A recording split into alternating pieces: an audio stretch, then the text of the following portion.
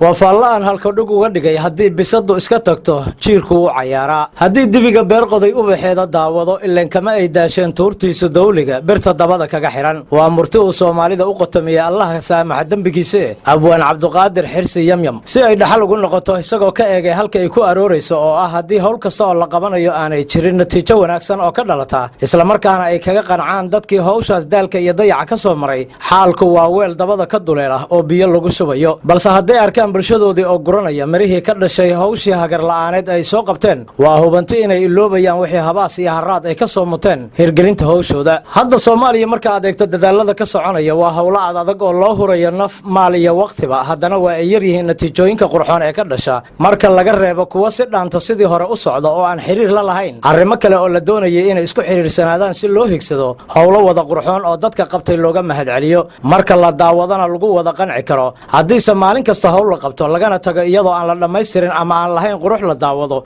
macnaheedu waxay tahay dibigii beerta qoday ee haddana ka sii durduriyay isagoo aan daawan quruxda uu diyaariyay hawshii uu qabtay hadda wili ararta aan dumay dulucdeedii maan gelin waana faalla daba dheer aan saka eega doc kale oo muddooyinkan dambe la oran karo safka hore ayay kaga jirtaa hadalhaynta inta dawladdu leedahay maadaama ay sana jirsatay lagana yaabo in dad badan wax iska weydiinayaan waxa ka hirgalay qodobadii madaxda dalkeenu bilowgii horeba la soo galo joogsadeen inay fulin doonaan muddada ay u qidmaynayaan shacabkooda waan hubaa in guri kasta geed kasta iyo golo kasta oo tiro Soomaaliyeed oo qaangaar isugu timaado lagu xanto ama looga tooqo hadba dhaliisha ka muuqata dawlad kasta oo Soomaaliya yeelato iyadoo ay yar yihiin inta xigsata dhanka wanaagga iskuna xilqaama inay dawladnimada ku darsadaan talooyin iyo fikrado laga yaabo inay wax ka tari lahaayeen arrimaha iminka cakiran ee la dhaqaajin leeyahay iyagoo ku goroorinaya maskaxdooda in dawladnimadu ay tahay wax la wada leeyahay oo aanay gaar u lahayn inta markaa shukaanta u haysa bal aan idin dulgeeyo halka aan u dan leeyahay oo ah mid ka mid ah caqabadaha ku horgudban in Soomaaliya yeelato dawlad awood leh taasoo laga yaabo inay dad badan ila dareemayaan waayo maanta Soomaaliya uma baahna in loo dhiso dhismayaal waaweyn haddana lagu wareejiyo dhagxaan amnigooda ilaaliya uma baahna in warshado aan sii jiri doonin laga hirgeliyo in ganacsi ballaaran oo shakhsiyaad ku taajiraan loo abuuro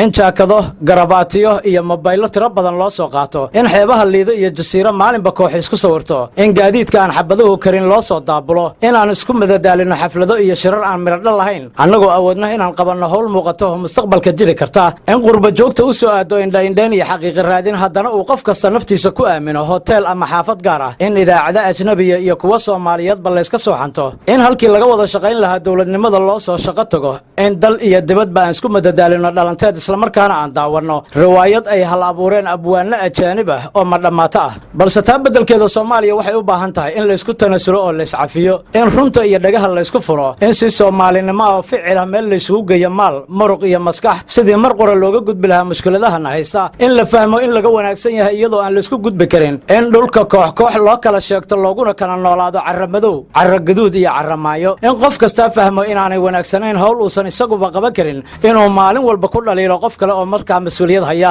inaanay ilbaxnimo ahayn in nidaam kasta la dumiyo iyadoo aan dalka loo hayn wax kale oo dhaama in la iska daayo mashxaradaha beenta ah ee baroortu ka dambayso in la is aamino farahana laga qaado fuulista faraska federaalka ah inaan maanta fahamsanayn inta aan faraha looga guban in taariikhdii la soo maray dib loo eego waxna laga barto in si dhab ah loo wajaho furaha mushkilada Soomaaliya sida lagu xallin karo iyo sida ay u kala horeeyaan caqabaduhu taasoo ah in marka hore hawsha laga bilaabo dhismaha ciidamada iyo sugidda amniga oo runtii hadda aad moodo in si kala daadsanaani ka muuqato loogu daalayo wax ka qabashadeeda marka nabadgelyada laahantana loo gudbo qodobada kale ee hor yaalla sida hagaajinta sharciyada dalka cadaaladda iyo garsoorka dib u dhiska dalka iyo maamul wanaagga iyo horumar kasta oo kale oo markaa dalkeenu u baahan yahay mar haddii la wada qirayo waxa koowaad ee maanta qof kasta oo Soomaaliya u baahan yahay inay tahay amni iyo xasilooni welina lagu guuleysan lahayahay sanado badan oo dawladda ku meel gaar ah shaqaynayeen kadib haba tabar yaraadaan xataa in la hanto ammaanka caasimadda oo qura iyadoo aan ognahay in ciidankeenu waajibaadkiisa u guto hadba sida loo howlgeliyo oo aanay qaladaadkan iyagu waxba ku lahayn maadaama ay waqti hore mar noqdeen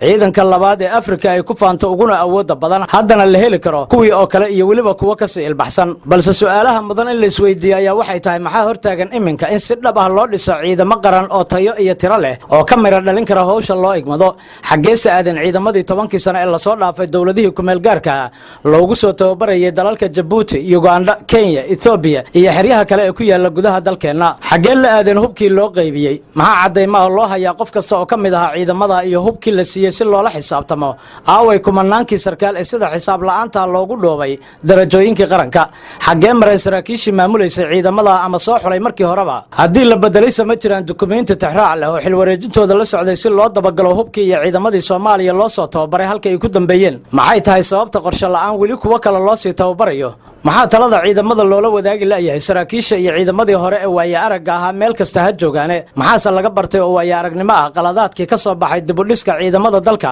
shacabka muddo intee leeg baa lagu sii qancin karaa iyadoo aan waxqabad muuqan in mar walba madaxda dalku ka hadlaan oo keliya amniga saxaafadda sawir ma u tahay in ay maalin kasta noo sheegaan waqtina ku lumayaan kulan looga hadlaya amniga oo Muqdisho lagu qabtay inta iyo in kale oo ka badan waa su'aalaha laga yaabo haddii la isweydiiyay inay wax ka tari karayaan amniga dalka adiguna xaq baad u leedahay inaad qudhaadu isweydiiso haddii tahay ruux u damqanaya mustaqbalka dalkiisa waayo wax macnaan nooma samaynayso in waqtigeenu ku lumo dawladda aan noo qaban shaqo muuqata oo waxtar leh yaananse ku sii fogaanin hadalka waayo waxaa suurtagal ah inaad aniga ila yaaban tihiin ama aad jeclaan lahaydeen inaan ka aamuso arrimahan maxaa yeelay waxaan ka hadlayaa wax la wada og yahay oo lagu ballamay inaan waxba laga qaban balse jawaabta ugu macquulsan ee aad isiin kartaa waxay tahay ciidamadii waa iska kala tageen markay daryeel iyo mushaarba waayeen ama ay arkeen iyaguba inaanay madaxdoodu diyaar u ahayn inay ka faa'iidaystaan xooggooda anna waxaan intaa ku sii darayaa inay suurtagal tahay in ciidamadii u kala shaqo tageen ganacsatada maamul goboleedyada madaxdooda xilalka ka haya dawladda hoteelada safaaradaha kuwa si gaar ah hay'ado u maamulaan iyo shirkado bareebad ah oo UN-ka iyo dawladduba ruqsad u siiyeen sugidda amnigooda cid kasta oo ay dhaqaale kula heshiiyaan iyagoo ka madax bannaan ciidamada dawladda kana hubiyan nolol fiican